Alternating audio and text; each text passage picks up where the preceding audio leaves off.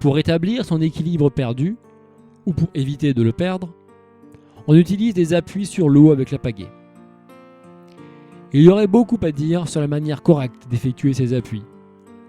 Mais le seul moyen véritable de faire des appuis efficaces est d'apprendre à esquimoter. Car les appuis ne sont efficaces qu'avec une gestuelle appropriée du corps qui s'apprend à l'esquimotage. Je vais donc simplement me contenter de quelques exemples et généralités. On distingue deux types d'appuis. Les appuis en poussée, qui s'effectuent avec le dos de la pale, et les poignets au-dessus du manche. On effectue une poussée circulaire d'arrière en avant, en veillant prioritairement à mettre le bateau à plat avec les hanches et les genoux, avant de replacer son corps au-dessus du bateau. Ce type d'appui n'est pas très efficace si le chavirage en est à un stade avancé, mais ils sont assez utiles préventivement, par exemple lorsque l'on gîte et que l'on veut une petite sécurité. L'autre type d'appui est l'appui en suspension, où l'on appuie avec le creux de la pale, poignet en dessous du manche.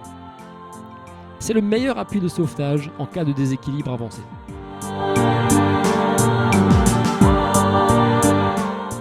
Il faut commencer par précipiter son corps à l'eau en s'étendant à la surface, pagaie et pale le plus à plat possible. Ainsi, le couple de dessalage est cassé par la flottaison du corps et du gilet. Dans le cas où la pale est déjà dans l'eau, il faut utiliser cette fraction de seconde pour la sortir de l'eau.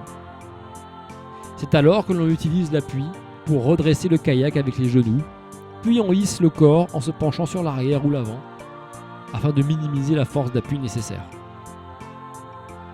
Voici deux erreurs notables. D'abord, vouloir appuyer sans avoir son corps dans l'eau, ce qui fait que l'appui lutte directement contre le couple de dessalage. La pale s'enfonce alors et on dessale. La deuxième erreur est d'être trop brutal avec son appui, trop tendu, trop sur l'arrière, ce qui met l'épaule en situation dangereuse. On peut se luxer assez facilement de cette manière. L'appui d'une pagaie à la surface de l'eau semblera toujours insuffisant aux débutants.